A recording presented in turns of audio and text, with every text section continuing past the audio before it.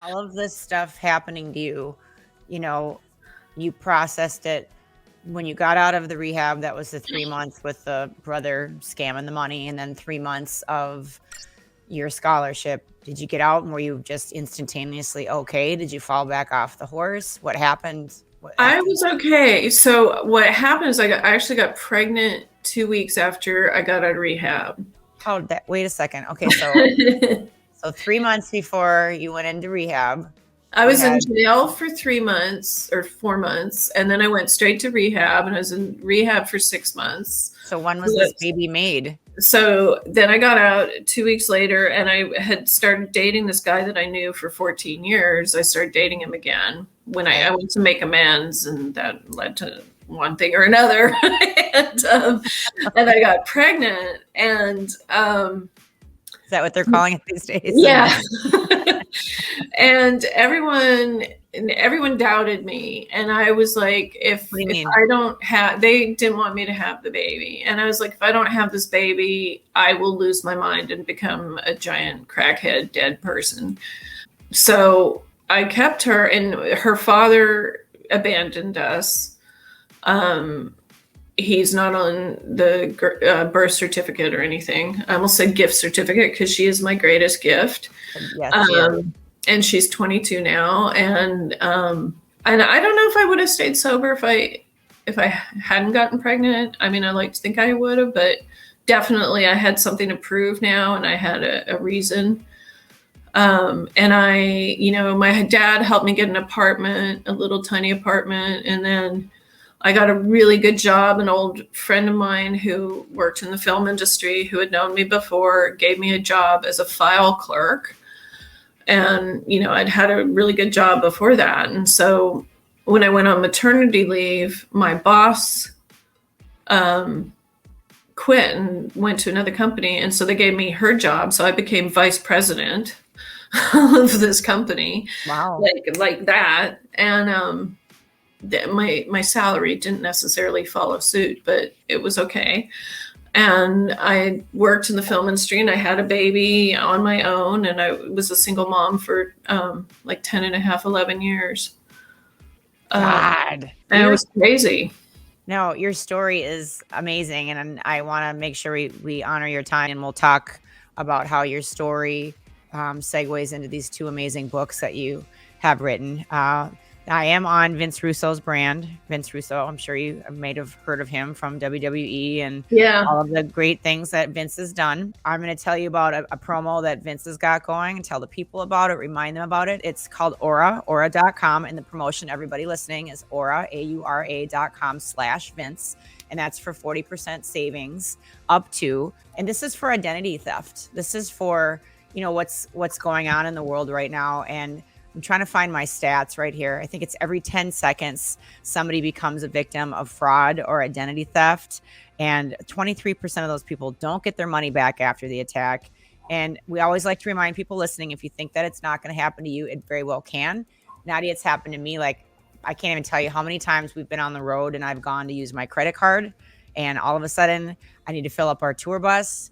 There's no money available. And I'm like, what is this? I know that there's $8,000 in the account or $4,000 in the account, and it's literally empty. And one of the times that it happened, some in Smyrna, Tennessee, generated with some generator the last 4 digits of my card, which was enough for her to buy tickets and accommodations to Disney World. So this little, okay, excuse me, Aura, I'm probably not supposed to cut a promo this hard, but this chick went out and spent, I think it was $12,000 on buying all of this stuff in Disney World, as here's me working an honest day's, work, and I can't even fill up our vehicle. So, you were mentioning the cab dropping off cocaine or crack or whatever it was, number 69. Like, I mean, that was a different day 23 years ago. Like, that stuff wouldn't fly today. Like, somebody would just give you a bad rating on Uber or Lyft. You know what I mean? Have you ever had anything happen in your life, identity theft wise, or somebody getting a hold of your stuff, like that you can just share a quick little story on how this is important for people? Because it is. And I'd love to hear if you've got something like that. Definitely. Someone either with the same name as me, which Nadia Bruce is not a common name, or something. They tried to open a line of credit in my name in the in my bank at US Bank, and it didn't work because my credit at the time was in the toilet, and so they were like unable to do it. But then it affected my credit even worse, and it took like a year to get it all straightened out because I didn't have identity theft protection. So yeah, it's happened. A year? It took a. So mine, I'll tell you mine after you. Yours took a year. Yeah, and I mean, I got it straightened out. I think she actually did have the same name as me, but obviously a different social. But because we were at the same bank, they got confused somehow. Oh yeah. And how long ago was this? It was like 8 years ago. Yeah. And there wasn't a lot of things like Aura around 8 years ago. No. Another stat is that when Aura is set up, the plans come with $1 million in identity theft insurance just to help recover stolen funds. Where, I mean, that's more than, it's not just a credit card company that can help you get your stuff back. I didn't have anybody helping me get my funds back. I had nothing in place like that. I wish that I would have when I had mine. Mine was like maybe 6 years ago. And I literally went to the Smyrna court every time there was a hearing with this chick and sat there and stared her down. I literally went and stared her down. Couldn't talk to her, but I stared her down. And then I was allowed to visit where she was in jail, and I would request visitation rights and sit there outside of her cell and sing the worst songs you've ever heard, as completely out of key and out of tune as I could, until finally her grandparents notified the court to find me. And I came to another hearing, and they wanted to settle. So the thing that sucked was we settled out of court. They gave me $14,000 cash. They gave me more money than she even stole just to get me to shut up and not come to the jail anymore, where she was locked up. And like I had to drop it, which I mean, it's $14,000, and I owed my dad like some money for living because he was helping me out. And I was like, I had to like not use her name again, or like she got off the hook from like another felony or something by me doing that. So it was a plea of some sort. So my heart was like, I wish I could just put her away forever. But my head was like, you owe a lot of people money. So, you know what I mean? Take the cash, take the settlement and run. But that's what happened to me. And like I said, Aura's got a great deal, aura.com/Vince. We spend our money, especially holiday season coming up, everybody. Your credit cards in so many different savings, pass, chains. I can go on Amazon and just buy whatever I want from my phone. I don't need to enter any credit card anymore. You've got stuff every place. Like, it's really time to think about something like Aura, that if hits the fan, that there's somebody there to help you out. Let's get back to, you have this beautiful child, and she is a rock and roll child, just so creative and making money and hustling and just like a complete success at her age. It's an inspiration and it's motivating, and it kind of puts a fire under my butt sometimes to hear when you're talking about your daughter and the things that she's saving for and buying. And I'm like, holy shit, I better get my act together, right? She's an inspiration to all of us. You did fool everybody. You did what you set out to do. And that's, you know what? I need to have this kid because this is my why. This is my wake up call. And you've been amazing ever since. And now you write these books. And why did you write Scars? Why did you write Driving in the Rain?